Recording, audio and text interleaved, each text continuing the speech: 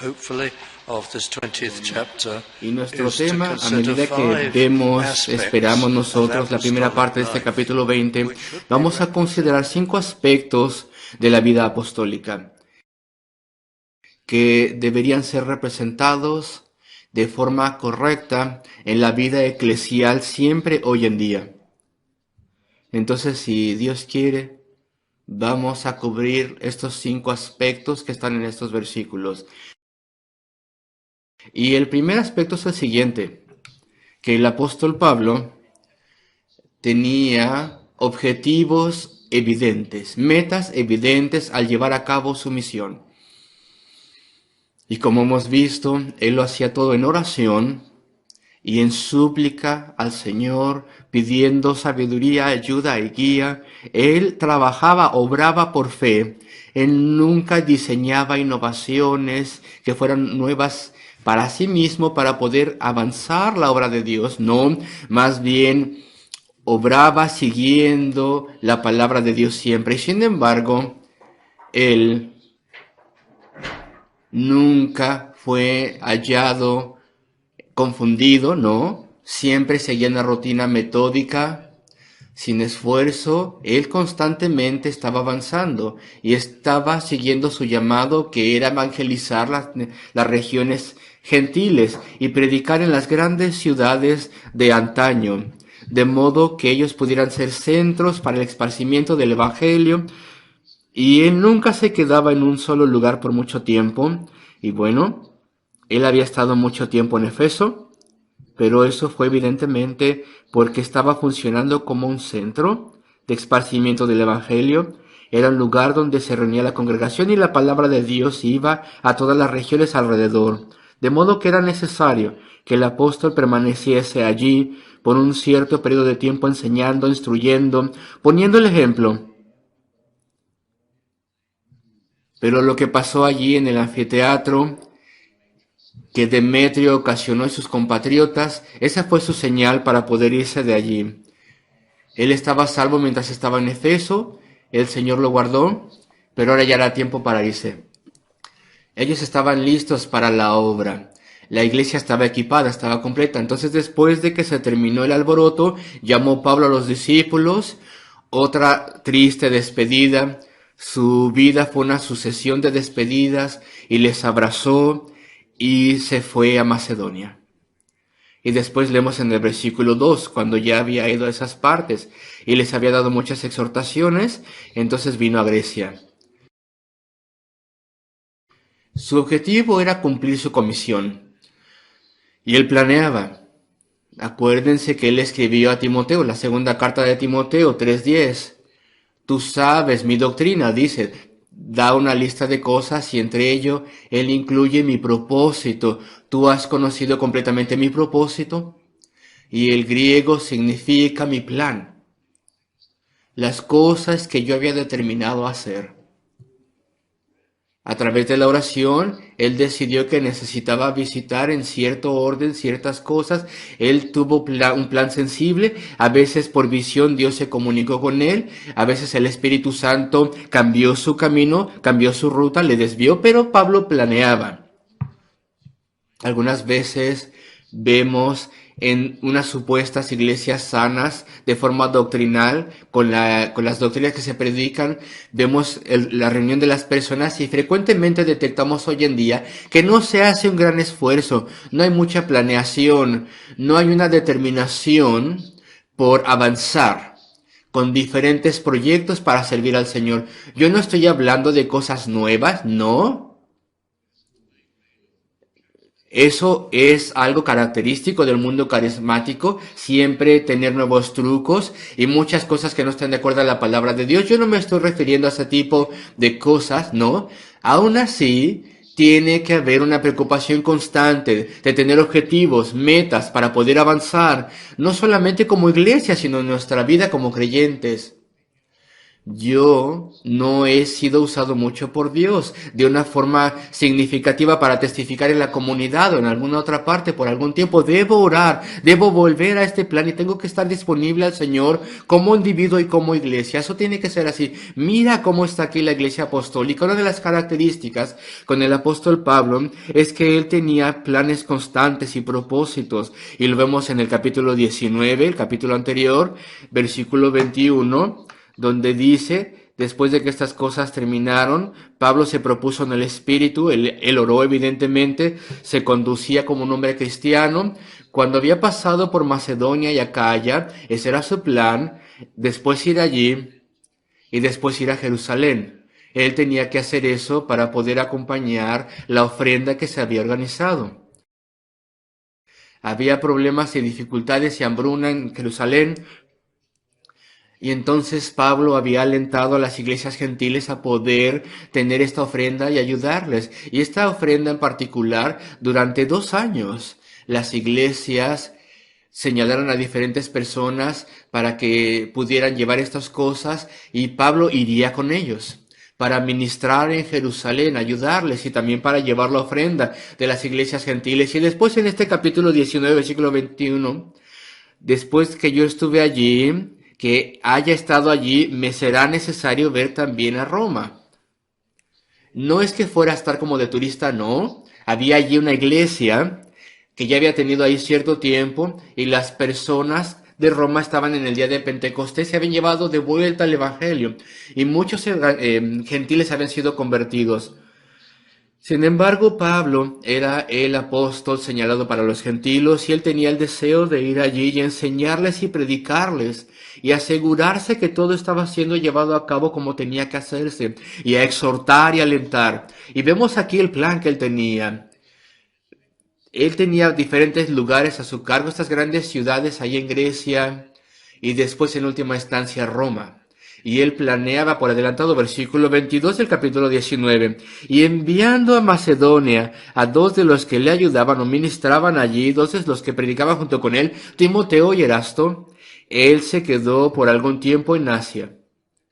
Y vamos a ver un poco más de esto a medida que avanza el estudio en este libro. Y constantemente las personas eran enviadas aquí y allá, se estaba preparando el terreno para que el apóstol mismo pudiera ir. Y algunas veces él iba como un pionero y trabajaba desde el principio, desde cero, y otras veces enviaba personas por adelantado. Y todo esto es continuo. Hay mucho que meditar, hay mucho que se tiene que organizar, así que lo menciono porque una de las características del ministerio apostólico era que había organización, objetivos.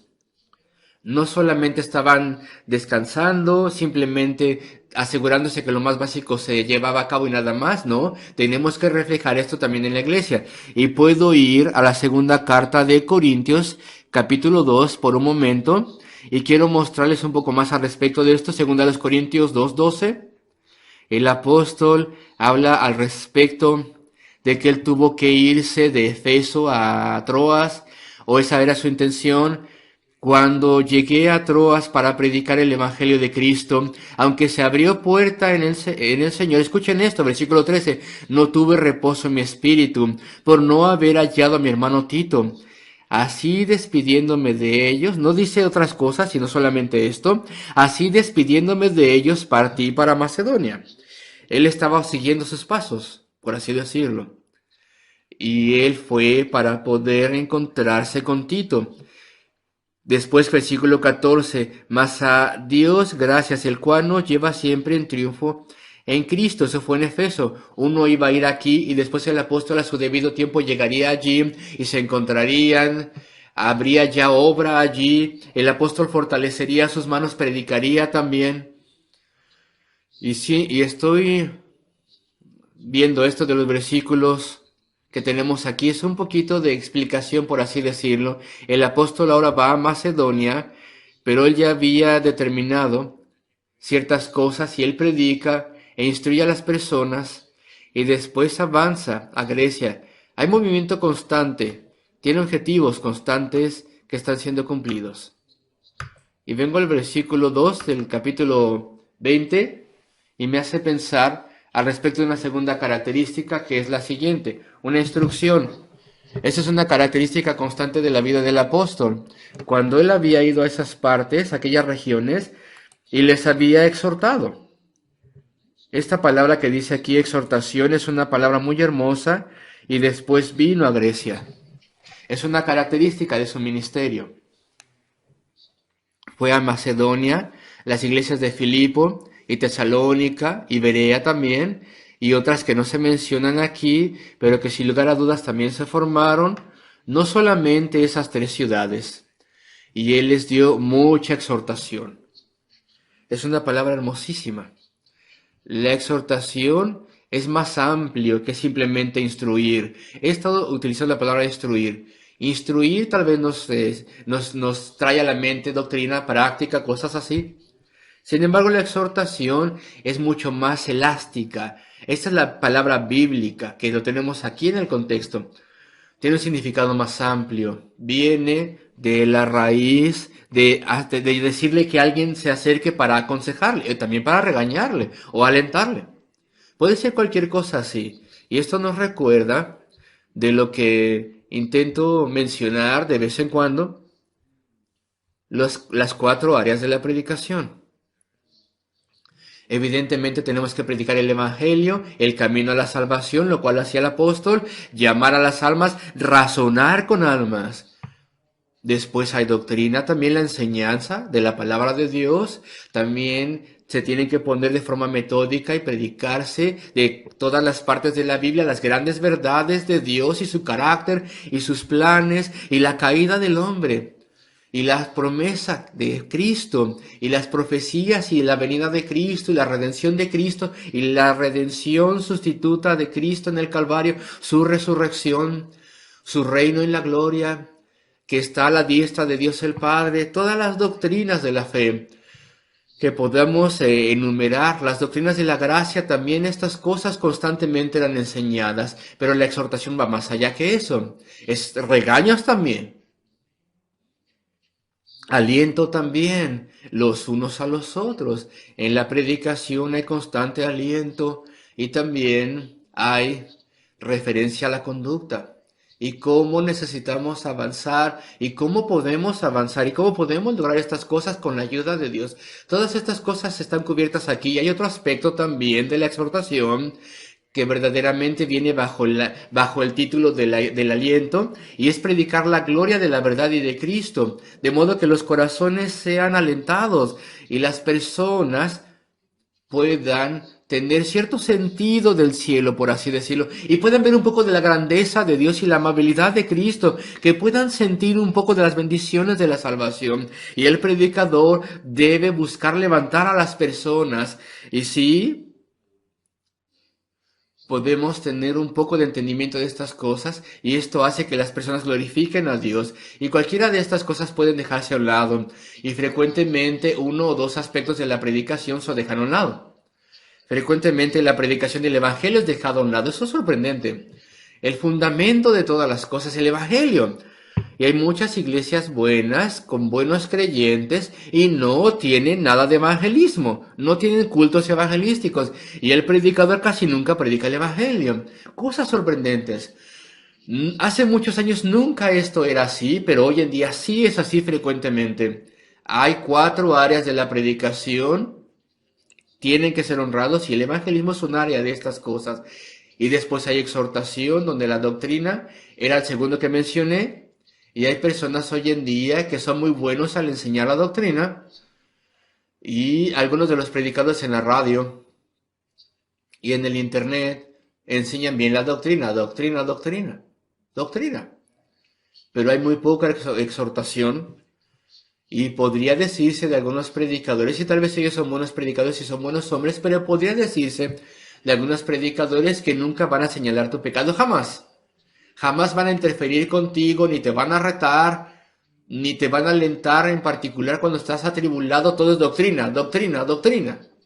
No lidian con el corazón. Pero necesitamos intentar cubrir todas las cosas del Evangelio, las doctrinas que son preciadísimas, y exhortar también, la exhortación, cuando nos equivocamos, cómo podemos mejorar. Y después tiene que haber aliento también. Y después la predicación de Cristo para dar un poco de sentido de su grandeza y gloria y amabilidad y amor por nosotros y para levantar los corazones de las personas. El apóstol hacía todas estas cosas y lo leemos aquí en el versículo 2 de Hechos 20. Y después de recorrer aquellas regiones de Macedonia y de exhortarles esta palabra amplia que podemos dividir en estas 4 áreas que mencioné de la predicación. Y esperamos que las personas puedan participar en estas 4 áreas, los que predican. Entonces vino y llegó a Grecia. Tercer encabezado que les quiero dar, el siguiente. Lo vamos a obtener en el versículo 3 aquí. Después de haber estado allí 3 meses. Y dice después aquí, lo que va a introducir el tercer encabezado. La Iglesia Apostólica sabía todo al respecto de los rigores de la vida. Entonces empezamos con los objetivos de Pablo, sus propósitos. Él avanzaba constantemente para poder cumplir su misión. Hablamos al respecto de su instrucción que él daba, las exhortaciones constantemente, sin cansancio, sin fin.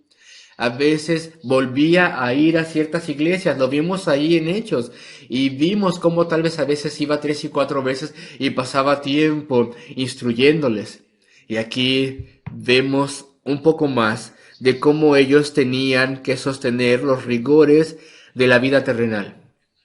Cuando los judíos, siéndole puestas acechanzas por los judíos, para cuando se embarcase para Siria, tomó la decisión de volver por Macedonia. Había un plan de asesinarle. Astutamente lo reporta Lucas aquí. Casi es una cosa factual aquí. Y siéndole puestas acechanzas por los judíos, para cuando se embarcase para Siria, tomó la decisión de volver por Macedonia. Y ahí se terminó todo.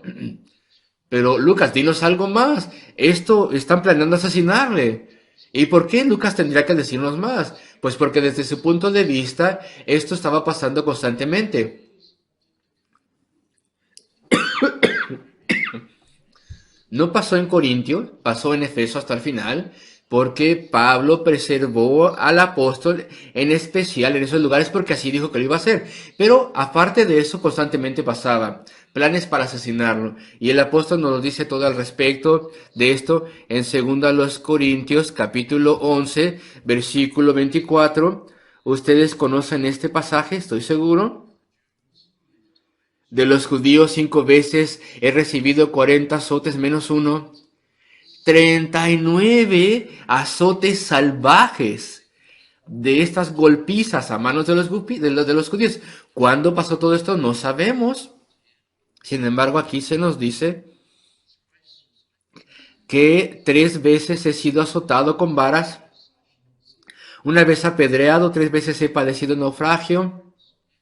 No se nos dice respecto de todos los naufragios en Hechos. 1 noche y 1 día he estado como náufrago en alta mar. Y el siguiente versículo, en caminos muchas veces, en peligros de ríos, peligros de ladrones, peligros de los de mi nación. Y Lucas lo menciona cuando los judíos estaban asediándole, peligros de los de mi nación, peligros de los gentiles, peligros en la ciudad, peligros en el desierto, en el mar, entre falsos hermanos, en trabajo y fatiga, en muchos desvelos, en hambre y sed, en muchos ayunos, en frío y desnudez. Versículo 27 de 2 Corintios 11.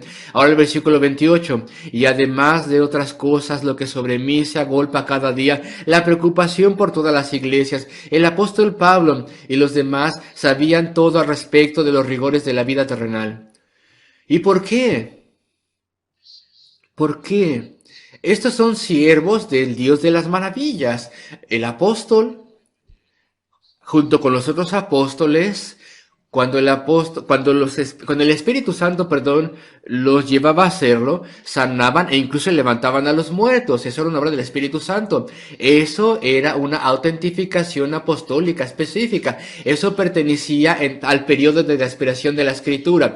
A ellos que iban a escribir la Escritura, a los apóstoles en particular, y también a Cristo, quien era el Hijo de Dios. Y ellos podían hacer estas cosas. Y entonces, ¿por qué sí podían hacerlo? Porque tenían que sufrir enfermedad, problemas, tribulaciones, intentos de asesinato y todo tipo de cosas. ¿Por qué lo tenían que sufrir? Recuerden cómo se tenían que despedir tristemente los apóstoles. Predicaban en un lugar durante tiempo, algunas veces más de varios meses, y después tenían que partir.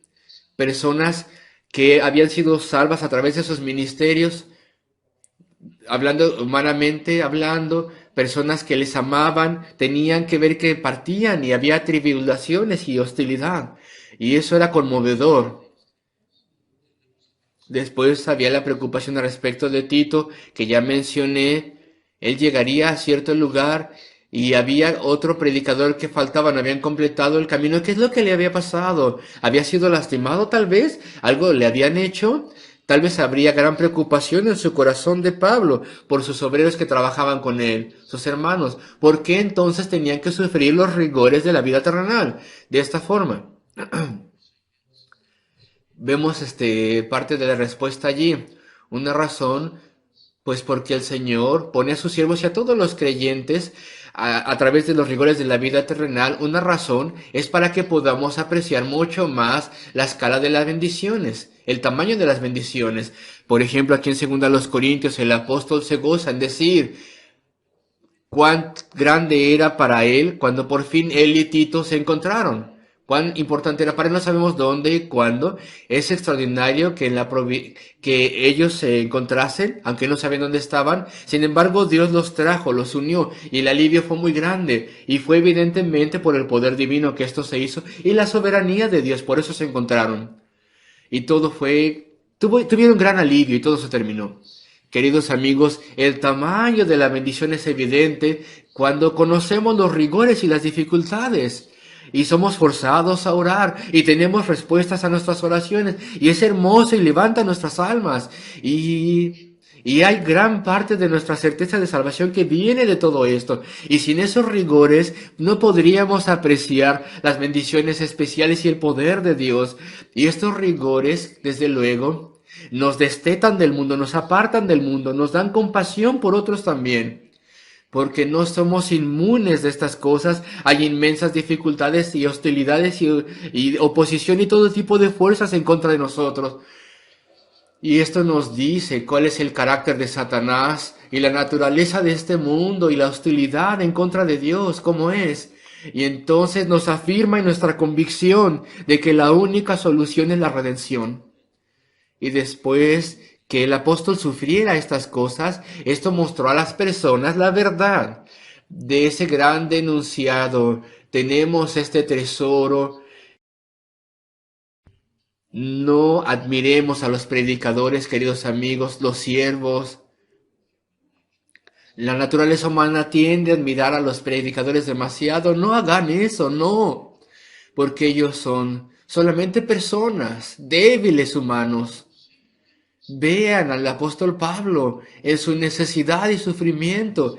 Él no tenía ningunos poderes especiales en sí mismo. Él era un hombre enfermo, un hombre anciano. Él tenía gran fatiga y diferentes dificultades. Era un mero ser humano. Y bueno, ¿cómo es que todas estas iglesias se formaron? Y tantas personas fueron convertidas. Y cosas tan maravillosas tomaron lugar. Y tantas liberaciones y provisiones. Bueno, es obvio. Obviamente, evidentemente, por completo es el poder de Dios. Eso no sería obvio si el apóstol tuviera un caminar tranquilo y todo fuera como oro en sus manos.